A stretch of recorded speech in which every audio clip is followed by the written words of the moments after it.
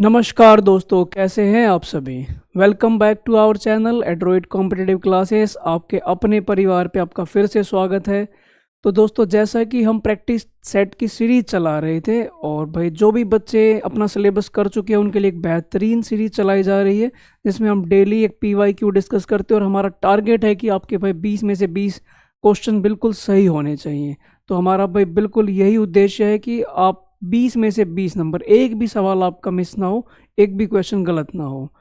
तो चलिए हम इस सीरीज को आगे बढ़ाते हुए आज हम करने वाले हैं प्रैक्टिस सेट 3। दो प्रैक्टिस सेट की हम चर्चा कर चुके हैं और जो भी बच्चे इस चैनल पे नए हैं तो भाई हमें प्लीज़ सब्सक्राइब कर दीजिए और पुरानी वीडियोस को देख भी लें, यानी कि जो प्रैक्टिस सेट हम करवा चुके हैं उन्हें भी आप जाकर एक बार देख लें। काफ़ी फ़ायदा होने वाला है भाई आपको। एग्ज़ाम बहुत नियर है आपके और आपने अपनी तैयारी में कोई भी चूक नहीं रखनी। हमेशा आपने भाई जागरूक रहना है अपनी तैयारी के प्रति, ताकि कोई भी ढील ना हो जिसके वजह से आपको भाई कोई खामियाजा भुगतना पड़े। तो चलिए शुरू करते हैं। ये भाई प्रैक्टिस सेट आज हम करने वाले हैं 3, ठीक है। तो ये है भाई आज का पहला सवाल और सभी बच्चे अपने अपने लेवल पे भी ट्राई करेंगे और मेरे साथ साथ भाई ट्राई करते चलोगे कि भाई कितना आपने अटैम्प्ट किया और कितना आपने यहाँ पे सीखा, और मुझे कमेंट करके ज़रूर बताएंगे, ठीक है। तो आज का पहला सवाल है और सारे क्वेश्चन भाई प्रीवियस ईयर के हैं, ठीक है, जो आपके अभी रिसेंटली एग्जाम में आए थे। सारे हम उन्हीं क्वेश्चन की चर्चा करेंगे ताकि आपको ये भी पता लगे कि एग्ज़ाम का लेवल क्या रहता है। ऐसा तो नहीं कि भाई हमने बहुत ज़्यादा पढ़ लिया है या फिर बिल्कुल कम पढ़ा है, ताकि आपको एग्जैक्ट एस्टिमेट हो जाए, ठीक है जी। तो चलिए शुरू करते हैं। क्या कहा गया, एक चोर ने भाई अपनी यात्रा 60 की स्पीड से शुरू की। 30 मिनट बाद भाई पुलिस ने उसे उसी स्थान से 80 की स्पीड से उसका पीछा करना शुरू कर दिया। बताओ भाई कितने घंटे में पुलिस चोर को पकड़ लेगी। ठीक है जी, चोर और पुलिस की भाई भाग दौड़ में कितनी देर में ये पकड़ा जाएगा, आपने ये पता लगाना है। तो चलिए शुरू करते हैं। इसने कहा कि भाई 60 किलोमीटर की जो स्पीड है वो चोर की है। कितनी देर बाद उसने देखा भाई पुलिस वाले ने, 30 मिनट, यानी कि जो चोर है वो 30 मिनट तक, या फिर आप मैं कह सकता हूँ कि आधे घंटे तक वो दौड़ता रहा। यानी कि कितनी दूर वो चला गया होगा, तो भाई अगर हम देखें तो 30 किलोमीटर दूर वो जा चुका था। आप डायरेक्टली भी समझ सकते हैं कि एक घंटे में वो 60 किलोमीटर जा रहा है चोर, तो आधे घंटे में वो 30 किलोमीटर चला गया। यानी कि चोर और पुलिस के बीच में 30 किलोमीटर का फासला है। अब यहाँ पे भाई चोर है जो भाग रहा है कितनी स्पीड से, तो भाई 60 की स्पीड से। और अगर हम पुलिस वाले की बात करें तो पुलिस वाला भाई भाग रहा है इसके पीछे 80 की स्पीड से, ठीक है। यानी कि अगर हम बात करें कि ये जो पुलिस वाला है इस चोर को कितनी स्पीड से पकड़ रहा है, तो आप कहेंगे ये 60 है, ये 80 है, तो जो नेट स्पीड है वो तो 20 कही जाएगी। यानी कि जो पुलिस वाला है वो 20 की स्पीड से उसके नज़दीक जा रहा है। तो भाई 30 किलोमीटर का डिस्टेंस है और हमें 20 की रफ्तार से उसे पकड़ना है, तो हमें कितना टाइम लग जाएगा ये आपने पता लगाना है। इससे ये कट हो गया। अगर हम डिवाइड करते हैं तो क्या आ जाएगा, 1.5 आवर कह लो, या फिर आप इसे कह सकते हो 3/2। तो ऑप्शन के हिसाब से अगर हम चलें तो इसका आंसर हो जाएगा 3/2 आवर्स। कोई डाउट नहीं है, बहुत ही अच्छा क्वेश्चन था और काफ़ी सवाल भाई आते हैं, चोर पुलिस की भाग दौड़ के सवाल डेफिनेटली आते ही आते हैं।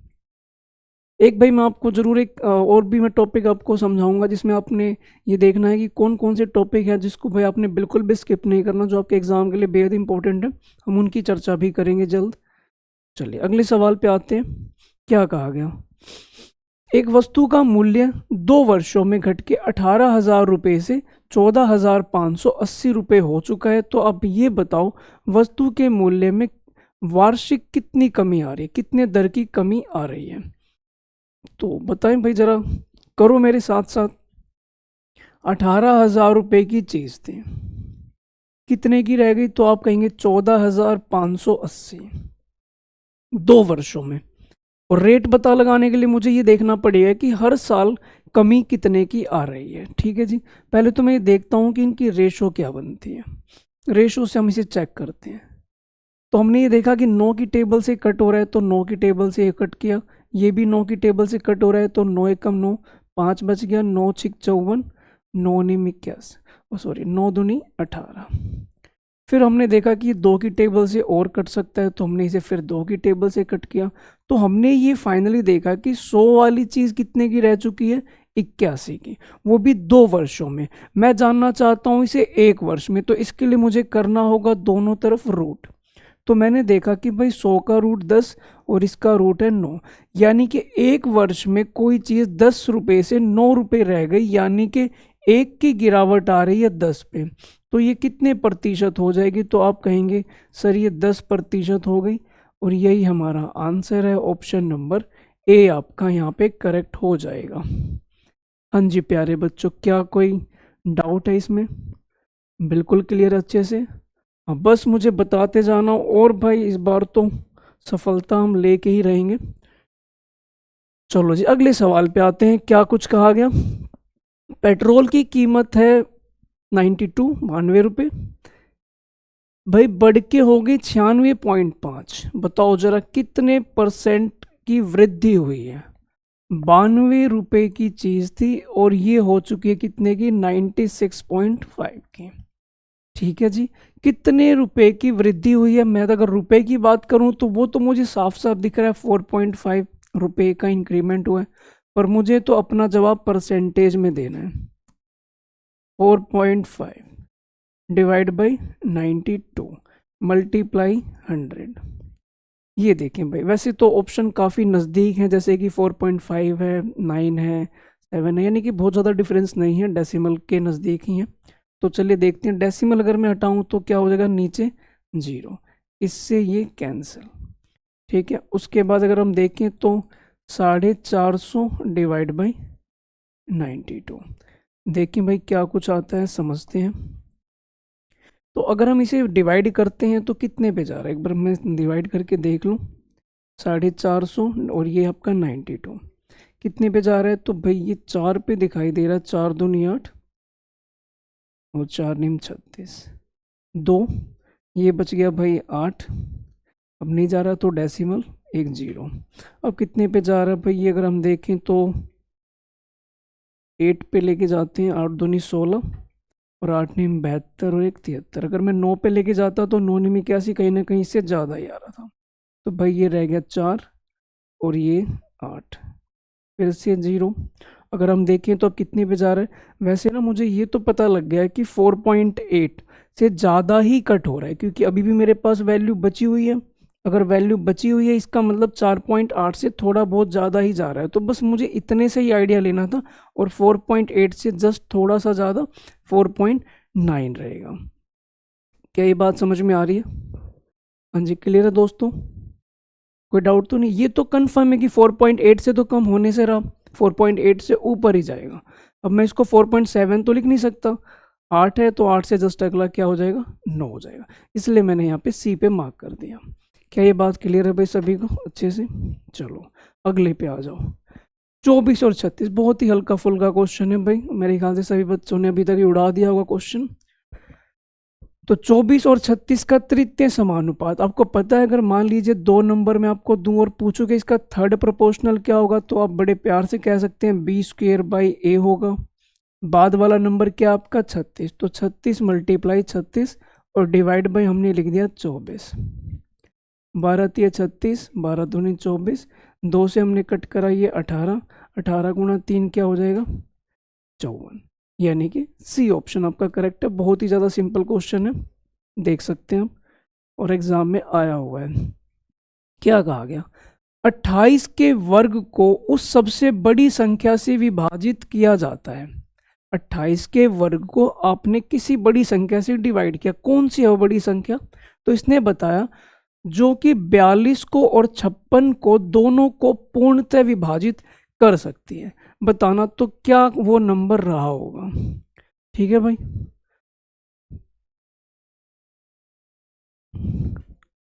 तो भाई एक बात बताएं आप जरा, अगर हम यहाँ पे एक चीज देखें, 28 के वर्ग को सबसे बड़ी संख्या से विभाजित किया गया, जिसने जो कि 42 और 56 दोनों को पूर्णतः विभाजित कर सकती है। अब बताओ जरा परिणाम क्या आएगा? ठीक है, यानी कि 28 के वर्ग को, यानी कि आपसे कहा गया है कि आपने इसको डिवाइड करना है, ठीक है, किसी भी बड़ी संख्या से जो इन दोनों को भाग कर सकता है। आपको पता है 42 और 56 को कौन सा नंबर भाग कर सकता है? 42 को और 56 को कौन सा नंबर भाग कर सकता है? वो भी सबसे बड़ा नंबर। ऐसा नहीं कि ऐसे दो लेंगे, दो से तो हालांकि दोनों भाग हो रहे हैं, पर मैंने देखा कि कौन सा बड़ा नंबर है, तो मैंने इन दोनों का HCF निकाला। अब इन दोनों का HCF जानते हो कितना आ रहा है? तो मैं देख रहा हूँ वही HCF क्या आ जाएगा, 14 आ जाएगा।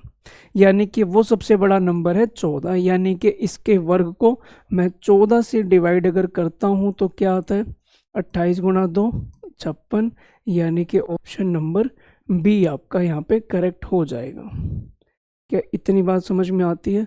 बस बिल्कुल ऐसे ही भाई धुआंधार पारी खेलनी है तुम्हें और अपना आंसर करना है। एक कार है जो 108 किलोमीटर की चाल से एक निश्चित दूरी, ये भाई निश्चित दूरी 3 घंटे में तय करती है। क्या आप मुझे बस ये बता सकते हो आपका जो डिस्टेंस है या दूरी है वो कितनी हो जाएगी? तो वो हमें पता है 108 की स्पीड है और 3 घंटे का वक्त है, यानी कि ये क्या कहलाएगा, डिस्टेंस कहलाएगा।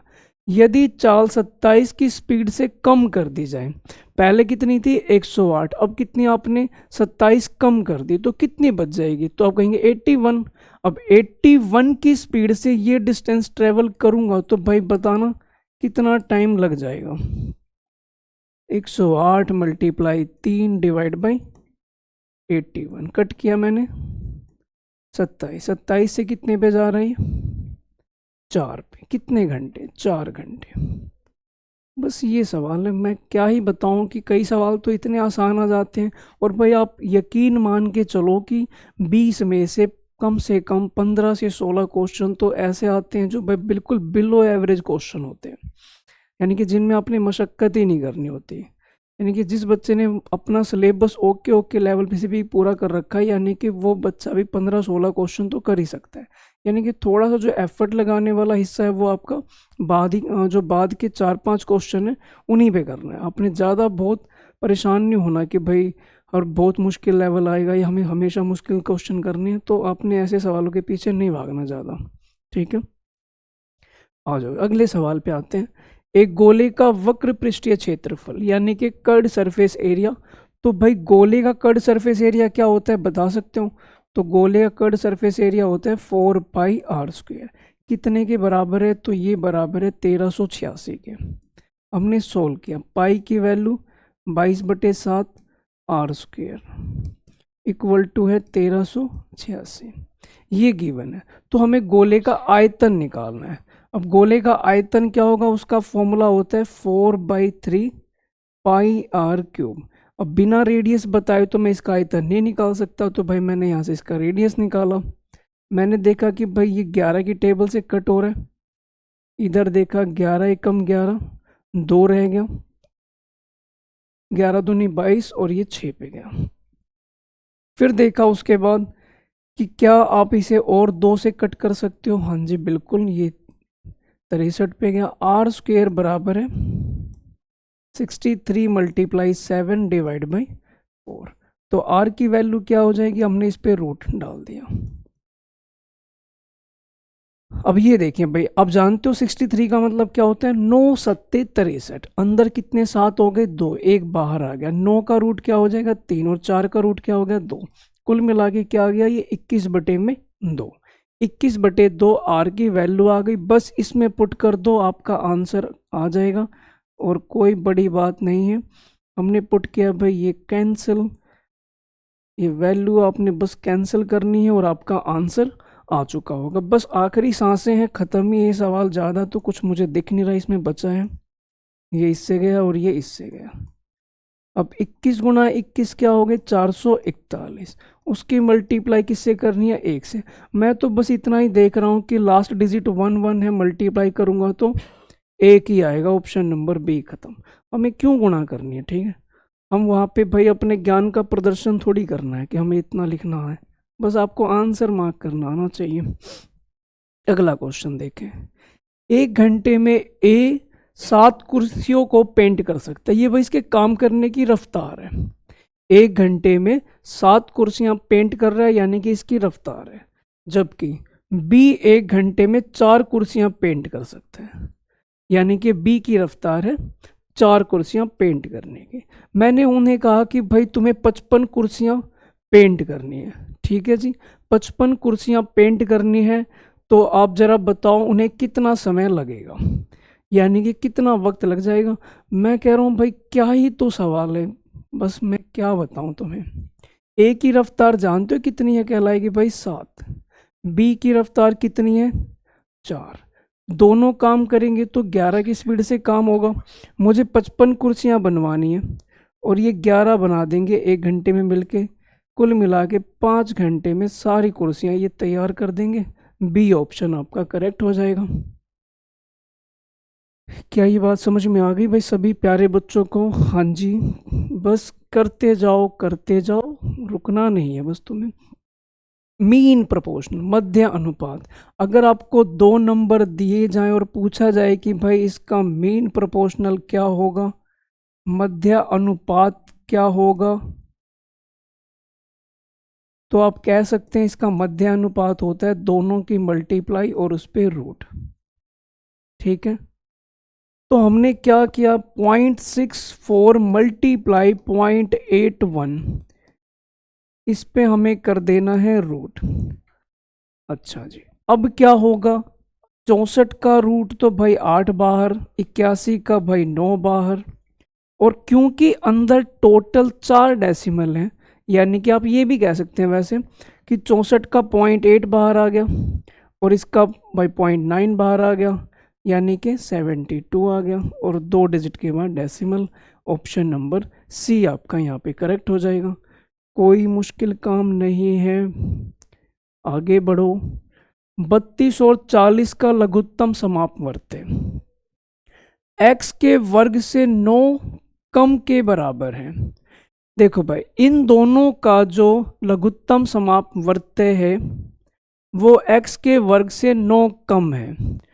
ठीक है जी, करते हैं सोल्व। बताओ जरा 32 और 40 का लघुत्तम समापवर्त क्या होगा, पता लगाओ।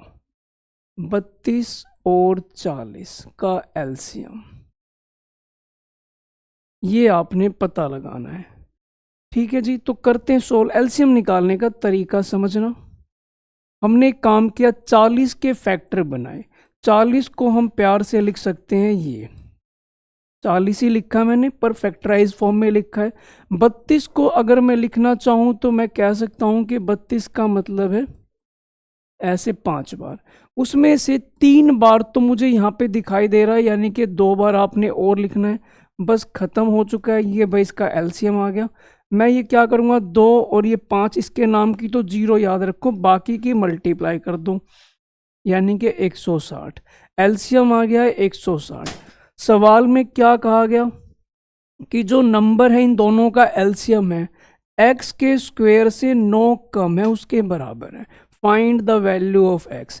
9 को मैं लेफ्ट में लाया तो ये 169 हो गया, और स्क्वायर को अगर इस पे डाल देते हैं तो x की वैल्यू क्या हो जाएगी, तो x की वैल्यू हो जाएगी 13, यानी कि ऑप्शन नंबर ए आपका यहाँ पे करेक्ट हो जाएगा। क्या समझ पा रहे हो? कोई मुश्किल बात तो नहीं लग रही? अच्छा लग रहा है? बिल्कुल। जिन बच्चों का मकसद है भाई इस बार सिलेक्शन लेना, उन्हें डेफिनेटली अच्छा लग रहा होगा कि हाँ हमारे काम की कोई चीज़ चल रही है। ओके जी, हाँ बच्चों चलो आगे। 20 सेंटीमीटर ऊंचाई और आधार त्रिज्या है 14 सेंटीमीटर, उसका आपने आयतन पता लगाना, उस बेलन का आयतन। बेलन का आयतन क्या होता है? बेलन का आयतन तो ये होता है पाई आर स्क्वेयर एच। पाई की वैल्यू 22/7, आर की वैल्यू 14 सेंटीमीटर और एच की वैल्यू 20। बस खत्म ये सवाल, ये आ गया। मल्टीप्लाई करते हैं, 14 गुणा 2 28, 28 गुणा 2 56। अब 56 के बाद आप देखो भाई जरा क्या करोगे, यहाँ पे मैं थोड़ा सा आपको समझा रहा हूँ, समझना जरा ध्यान से। अगर 22 से मल्टीप्लाई करनी, आप जानते हो 22 का मतलब 2 गुणा 11 होता है, तो मैं 56 की पहले 2 से करूँगा, यानी कि कितना आ जाएगा 112, और अब मैं इसकी मल्टीप्लाई 11 से करूँगा। तो मैं ये देख रहा हूँ कि पीछे एक डिजिट तो कन्फर्म है आनी आनी है। एक डिजिट वाले मेरे पास दो ही हैं, एक तो ए और एक डी। उसके बाद अगर मैं देखूँ तो जब मल्टीप्लाई होगी तो पीछे दो एक कम दो ही आएगा। क्या आपको वो ए ऑप्शन में दिखाई दे रहा है? यूनिट डिजिट भाई काफ़ी जगह हेल्प करता है, यकीन मानो। तो यहाँ भी इसने हमारी पूरी मदद की आंसर करने में। तो पीछे एक डिजिट, पीछे एक ज़ीरो, तो ज़ीरो ए और डी में है, ओके। दूसरी बात, जब मैंने मल्टीप्लाई की तो लास्ट में टू दिखाई दे रहा था, तो ऑप्शन नंबर ए में ही है। ओके जी, बात समझ में आती है? हाँ जी सर, बहुत अच्छे से। ठीक है, फिर अगला सवाल, 37 55 का कितने परसेंट है? 2 दशमलव तक आपने पता लगाना है। ओके जी, चलें शुरू करें। 37 55 का कितने प्रतिशत है? 55 डिवाइड में है, मल्टीप्लाई आपका यहाँ पे 100, क्योंकि आपने परसेंटेज निकालना है। कैंसिल करूं अगर मैं ये, तो 5 की टेबल से 11 पे गया, ये 20 पे गया। ये तो सवाल भाई पता नहीं क्यों आया है, मैं तो आज तक पता ही नहीं लगा पाया। इसको अगर मैं 11 से भाग करूं तो क्या आएगा? तो भाई 11 6 66, ठीक है भाई। उसके बाद कितना रह गया? उसके बाद रह गया 8। कितने पे जाएगा? 11 सत्ते 77, 67। क्या है कोई 67 पॉइंट समथिंग? मैं तो आगे क्यों जाऊंगा जब 67 वाला एक ही ऑप्शन है, तो बस मैं इस पे मार्क करूंगा। और आगे आंसर क्यों लिखना है हमें? हमें तो भाई आंसर करने से मतलब है। अगर हमें स्टार्टिंग में कोई क्लू मिल गया तो भाई बस वहाँ पे बात ख़त्म हो जाती है। वहाँ पे शीट भरने के पैसे थोड़ी ना मिलने हमें। चलो जी, आगे बढ़ते हैं। क्या कहा गया? एक शहर की वर्तमान जनसंख्या है 1,25,000। जनसंख्या 2% प्रति वर्ष की दर से बढ़ती है, तो 3 वर्ष बाद शहर की जनसंख्या क्या होगी? देखो भाई जरा, 1,25,000 आज की पॉपुलेशन है। 2% को मैं प्यार से क्या लिख सकता हूँ? तो ये लिखा जा सकता है 1/50। 50 पे हमने एक इंक्रीज किया, तो ये कितना हो जाएगा? 51। तो भाई हम इसे लिख सकते हैं 51/50, 51/50 और 51/50। ये हमने लिख दिया। क्योंकि ऐसा क्यों लिखा? क्योंकि 3 बार 2% का इजाफा हुआ है, तो हमने 3 बार ये वैल्यू लिख दी। इतनी बात समझ में आती है? अगर मैं देखूँ तो नीचे 50 50 50 कितना हो जाएगा? तो वही हो जाएगा जो यहाँ पे लिखा हुआ है, ये तो सारा ही कट गया। ठीक है, मल्टीप्लाई करूँ तो मैं सभी की यूनिट डिजिट 1 है। अगर मैं इसकी गुणा करूँ तो मेरे पास लास्ट डिजिट क्या आएगा? 1। क्या आपको सिर्फ ऑप्शन सी में दिखाई दे रहा है? ऑप्शन सी भाई आपका आंसर। क्या ये बात समझ में आती है? पक्का चल सकते हैं आगे, इजाज़त हो? हाँ सर, चलो ठीक है। अगला सवाल देखो, दो संख्याएं हैं जिनका अनुपात है 3:8। लिख लो भाई, दो संख्याएं हैं। एक तो ये स्क्रीन हिलती रहती है, पता नहीं क्या है इसमें दिक्कत। इसने कहा कि 3:8 है। प्रत्येक संख्या में से आपने 8 घटा दिया, सॉरी जोड़ दिया, तो अनुपात हो जाएगा 1:2। पहले ये रेशो थी, अब रेशो ही हो जाएगी 1:2। ठीक है, अगर मैं इन दोनों में 8 8 जोड़ देता हूँ, इन दोनों में 8 8 जोड़ देता हूँ, तो पहले रेशो ये थी, अब रेशो ये हो जाएगी। प्रत्येक संख्या में से 4 घटा दे तो अनुपात क्या होगा? चलो वो तो बाद की बात है, पहले मैं ये पता लगाऊं कि संख्या कितनी थी। तो इसे हम माइनस करते हैं। सोल्व करने का तरीका ही, अगर दो रेशो गिवन है, ये वैल्यू गिवन है, तो सोल्व ऐसे करते हैं। 8 एकम 8 लिख लो, 8 दूनी 16। इनका डिफरेंस प्लस माइनस नहीं देखना आपने, सिर्फ नंबर देखना है 8। ऐसे ही आपने यहाँ भी करना है। 2 तिया 6 और 8 एकम 8, गैप कितने का? 2 का। 2 कितने के बराबर है? 2 बराबर है 8 के। तो 1 कितने के बराबर है? 1 बराबर है 4 के। तो इस 3 की वैल्यू क्या हो जाएगी? तो 12। और 8 की वैल्यू क्या हो जाएगी? 32। ये हमें नंबर पता लग गया। अब इसने कहा कि दोनों में से आप 4 4 घटा दीजिए। ओके जी, घटाने की बारी है। ये 4 घटाते भाई क्या हो जाएगा? इसमें से अगर मैं 4 घटा दूँ तो क्या ये 8 बन जाएगा, और उसमें से 4 घटा दूँ तो क्या बन जाएगा 28। अगर मैं कट कर दूँ तो रेशो क्या आ जाएगी 4:7। ओहो, 2 से घट जाएगा, यानी कि ऑप्शन नंबर डी आपका करेक्ट हो जाएगा। क्लियर है बात भाई, पक्का? चलें आगे, आ गया समझ में? हाँ, बस आसान सा ही क्वेश्चन था। अगला क्वेश्चन देखें भाई, क्या कहा गया। 4 अभाज्य संख्या, अभाज्य संख्याएं समझते हैं हर वो नंबर जिसके आप सिर्फ 2 ही फैक्टर कर सकते हैं। जैसे एग्जांपल के तौर पे मैं कहूँ 3, एक संख्या ले ली मैंने 3, या फिर एक नंबर ले लिया 11। 11 के आप 2 ही टुकड़े कर सकते हैं, एक 1 और एक नंबर 11। तो ये अभाज्य संख्या है जिसके सिर्फ आप 2 ही टुकड़े कर सकते हैं। इन्होंने कहा कि आरोही क्रम में लिख दिया आपने भाई, बढ़ते क्रम में सपोज 4 संख्याएं लिख दी ABCD, ये आपने 4 संख्याएं लिख दी। पहली 3 संख्याओं का अनुपात 255 है, पहली 3 संख्याओं का अनुपात 255 है, सॉरी गुणनफल 255 है, अंतिम 3 संख्याओं का गुणनफल 1955 है। तो बड़ी अभाज्य संख्या क्या है? पहले 3 यानी कि ABC, और बाद वाली 3 यानी कि BCD। पहली 3 की बात करें तो 255 है, उसके बाद 1955 है। ठीक है भाई, ये कहा गया। ये तो कॉमन है, कट कर दिया हमने। इधर देखते हैं क्या कॉमन है जो कट होगा। 5 की टेबल से कट किया तो ये गया, 5 की टेबल से 5 दिए 15, 4 रह गया, 5 निम 45, 5 एकम 5, ये आ गया। क्या ये और कट सकता है? तो मैं देख पा रहा हूँ 17 की टेबल से ये 3 पे जा रहा है, 17 दूनी 34, 17 तिया 51।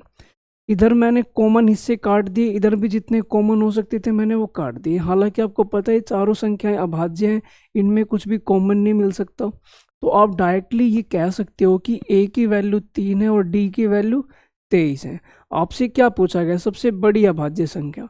सबसे बड़ी वाली हमने किसको माना था? D को, और D का मान कितना आ रहा है 23। तो आप कह सकते हैं कि भाई यहाँ पे ऑप्शन नंबर B करेक्ट हो जाएगा। क्या ये क्लियर है भाई? काफी अच्छा क्वेश्चन था, एग्जाम पॉइंट से काफी बेहतरीन सवाल। चलो जी आगे बढ़ते हैं, क्या कहा गया समझते हैं। एक शंकु का वक्र पृष्ठीय क्षेत्रफल दे रखा है आपको, उसके बाद व्यास दे रखा है, तिर्यक ऊंचाई निकालनी है, L निकालना है। शंकु का भाई क्या होता है? वक्र पृष्ठीय क्षेत्रफल πRL कितने के बराबर है? तो आप कह सकते हैं 4555 के, सॉरी कितने के बराबर है? 4455 के बराबर है। आपको डायमीटर दे रखा है, व्यास दे रखा है, व्यास का मतलब डायमीटर है 105, पाई की वैल्यू ये है। रेडियस क्या हो जाएगा? तो 105 डिवाइड बाई 2 इंटू में L, 4455 के बराबर है। तो आप बताएं जरा L की क्या वैल्यू हो सकती है? तो हमने कट करना शुरू किया 11 की टेबल से, ये 2 पे गया, 11 की टेबल से ये 4 पे गया, अब ये 5 नहीं जा रहा तो 0, 11 पंजे 55, 2 से ये 2 भी कट गया, 7 से हमने इसे काटा तो 15 पे, और 15 से इसको काटा तो 15 दूनी 30, और कितना रह गया 10, 15 सत्ते 105। तो भाई L की वैल्यू कितनी आ गई? 27। ऑप्शन नंबर डी आपका करेक्ट है। देख लो प्यारे बच्चों, कोई दुविधा आ रही है, कोई डाउट आ रहा है तो बताते जाना, और मैं कह रहा हूँ कि बस आप इसे फॉलो करते जाएं, क्योंकि आप तैयारी के उस लेवल पे आ चुके हैं जहाँ पे आपने सिर्फ और सिर्फ प्रैक्टिस की नीड है। यानी कि जिन बच्चों ने सिलेबस कर लिया उनको तो प्रैक्टिस की नीड है, उनको इससे ज़्यादा कुछ करना नहीं, और प्रैक्टिस के लिए सबसे बेस्ट चीज़ होती है प्रीवियस ईयर क्वेश्चन। वो चाहे किसी भी एग्जाम की अगर हम बात करें तो PYQ हैं जो हमें बहुत ही अच्छा गाइडेंस देते हैं कि भाई क्या लेवल होना चाहिए, क्योंकि मैथ्स का लेवल तो भाई अलग अलग जगह पे एग्जिस्ट करता है कि भाई इस टाइप का एग्जाम आ रहा है तो यहाँ पे किस प्रकार के सवाल पूछे जा रहे हैं, किस सवालों की इम्पोर्टेंस ज़्यादा है, किसी और एग्जाम में क्या इंपॉर्टेंस है। तो भाई आपने ये चीज़ ध्यान रखनी है। तो ये आपके GD के अकॉर्डिंग जो क्वेश्चन बनते हैं वो उन्हीं की चर्चा की जा रही है। आगे बढ़ते हैं भाई, क्या कहा गया। एक बल्लेबाज 15वीं पारी में उसने 97 रन बनाए। ओके, सेंचुरी रह गई। जैसे कि यहाँ से वो पारियां खेलता जा रहा था, यहाँ पे वो अपनी 97वीं पारी खेल रहा था। ओ सॉरी, यहाँ पे वो कौन सी पारी खेल रहा था, यहाँ पर वो 15वीं पारी खेल रहा था। यहाँ पे उसने कितने का स्कोर बनाया, 97, 97 का स्कोर बनाया। ऐसा करने से उसकी जो एवरेज है वो 5 रन बढ़ जाती है। अच्छा, इसका क्या मतलब है कि भाई एवरेज 5 रन बढ़ गई? इसका ये मतलब हुआ कि जितने भी मैच में अभी उसका स्कोर चल रहा था वो अपने आप ही 5 से बढ़ गया, ये इसका मतलब होता है। तो कितने मैच हुए हैं टोटल यहाँ से यहाँ तक, 15 मैच। 15 मैच में हर मैच में 5-5 रन आपके एक्स्ट्रा बढ़ गए। अब मैं ये देखूं कि आखिरकार मैंने एक्स्ट्रा कितना बना दिया। मैं जो सभी में बांट रहा हूं वही तो एक्स्ट्रा है।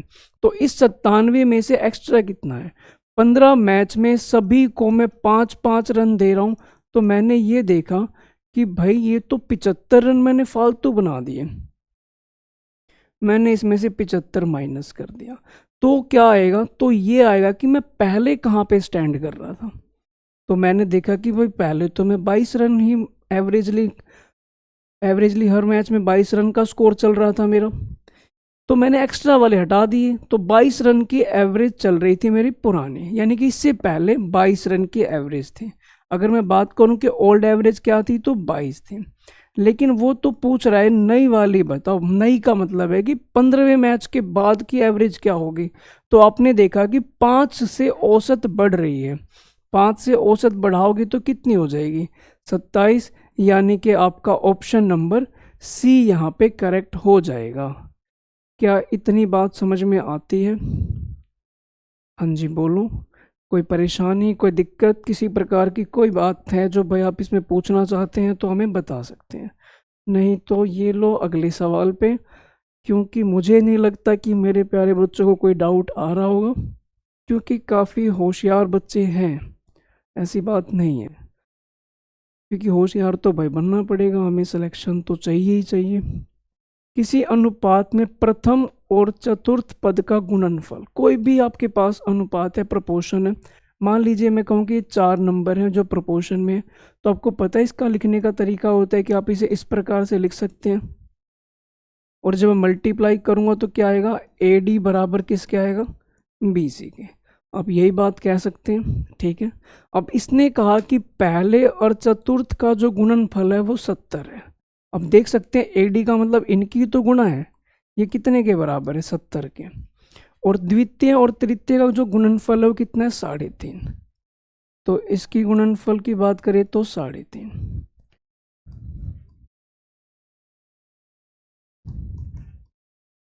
ये आ गया। अब डेसिमल हटाएंगे तो ऊपर क्या आ जाएगी, 0। कट करते हैं तो क्या आ जाएगा, x का मान 20। यानी कि आप कह सकते हैं कि x की वैल्यू क्या रही होगी, 20। क्या ये बात समझ में आती है? पक्का? चलें आगे। चलो जी, समझते हैं आगे क्या कहा गया। प्याज के मूल्य में 25%, ये तो भाई भारत में बड़ा मुद्दा रहा है। अक्सर हमेशा प्याज के रेट बढ़ जाते हैं, टमाटर के रेट बढ़ जाते हैं। चलो देखें भाई, हमारे लिए तो सवाल है, बाकी रेट की चर्चा तो सरकार ही करेगी। प्याज के मूल्य में इतनी वृद्धि हो गई, एक महिला 200 रुपये में 5 किलो कम खरीदती है। अब रेट बढ़ गए, पैसे तो फिक्स हैं भाई 200 रुपये, तो भाई कम खरीदना शुरू कर दिया। बताओ कि बढ़ा हुआ मूल्य क्या है, यानी कि जो नया रेट है वो कितना होगा, ये आपको पता लगाना है, ठीक है। 25%, इसका मतलब ये हुआ कि 1/4 रेट बढ़ गया। यानी कि अगर मैं आपसे पूछूं ओल्ड और न्यू, तो क्या रेट चल रहा होगा, तो आप कहेंगे 4 है, अब कितना है, 5 है। यानी कि 4 से 5 हो गया। अगर हम बात करें क्वांटिटी की, तो ये रिवर्स हो जाती है। यानी कि अगर मैं पहले 5 खरीद रहा था तो अब मैं 4 खरीद रहा हूँ, कम खरीद रहा हूँ। कितना बदलाव आया है, तो 1 का। वो कितने किलो के बराबर है, तो 5 किलो के बराबर है, ठीक है जी। अब 1 की वैल्यू अगर 5 है तो इस 4 की वैल्यू कितनी हो जाएगी, 20। और 5 की वैल्यू हो जाएगी 25। उसने कहा था कि बढ़ा हुआ रेट बताएं, नया रेट बताएं। भाई नई क्वांटिटी है 20 किलो, मैं अगर 20 किलो अभी खरीद रहा हूँ तो आपने पता लगाना होगा कि क्या भाव चल रहा है मार्केट में। भाई आपकी जेब में तो 200 रुपये ही है, 200 में आप 20 किलो खरीद रहे हो तो क्या भाव चल रहा होगा, 200 बटे में 20, यानी कि अगर हम देखें कट करने पे 10 रुपये किलो मार्केट में अब भाव चल रहा है। ठीक है, अब सवाल के हिसाब से तो बड़े सस्ते प्याज हुए ना, हम जीवन में तो भाई एक्चुअल में बड़े महंगे हैं। कई बात समझ में आती है इतनी, अब बस समझते जाओ करते जाओ और तो कुछ काम ही नहीं है, यही तो काम है। एक मशीन है ए बी 9 घंटे में और दूसरा 12 घंटे में 1100 यूनिट का उत्पादन कर सकते हैं। यानी कि मैंने कहा मशीन ए से कितनी देर में बना दो, उसने कहा हम 9 घंटे में बना देंगे, दूसरे ने कहा मैं 12 घंटे में बना सकते हैं। मैंने कहा ठीक है दोनों ही आ जाओ, बनाओ 1100 यूनिट, कितनी देर में बना सकते हैं। क्या आपको लगता है टाइम एंड वर्क का क्वेश्चन हुआ? और अगर ये 1100 ना देता हम तब भी बता सकते थे। इसका मतलब ये हुआ कि ए किसी काम को 9 में कर रहा है, बी उसी काम को 12 में कर रहा है। ठीक है जी, अब मैं इन दोनों से काम करवाना चाहता हूँ, हालांकि यहाँ पे वर्क क्या है बराबर है, पहले भी 1100 अब भी 1100, तो मुझे इस 1100 की कोई आवश्यकता नहीं है। अलग अलग होता तो मैं सोचता भी एक बार, मैं एलसीएम से काम चला लूँगा। 9 और 12 का एलसीएम 36, ये 4 पे गया और ये 3 पे गया। अगर हम बात करें कि मुझे 36 काम करवाना है और दोनों मशीनों से करवाना है तो कितनी देर में हो जाएगा? 36/7। ऑप्शन नंबर ए यहाँ पे करेक्ट हो जाएगा। क्या क्लियर है भाई? क्लियर है? बताओ प्यारे बच्चों।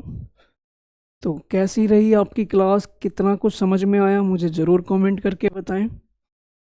और बस अपनी तैयारी को अच्छे से करते रहें, हमारी तो यही कामना है कि भाई आप अपनी तैयारी को बेहतर तरीके से चलें करें। और जो भी आपके सुझाव हैं, सजेशन हैं, जो भी आप कुछ और भी आपको चाहिए कि भाई मुझे इस इम्प्रूवमेंट की नीड है, तो डेफिनेटली आप हमें कमेंट करके ज़रूर बताएं कि हम आपके लिए वो चीज़ मुहैया करवा सकें। जो भी हमसे भाई पॉसिबल हेल्प हो सकेगी डेफिनेटली हम करेंगे। तो आज की वीडियो में इतना ही है। अगर वीडियो भाई आपको अच्छी लगी है तो इसे ज़रूर लाइक करो, शेयर करो, और जो भी बच्चा इस चैनल पर नया था उसे सब्सक्राइब ज़रूर करें। अपडेट मिलती रहेगी आपको, कुछ चीज़ें आपकी मिस ना हो, इसलिए चैनल को भाई सब्सक्राइब ज़रूर करें। ठीक है, हम मिलते हैं नेक्स्ट वीडियो में नए प्रैक्टिस सेट के साथ। Thank you very much.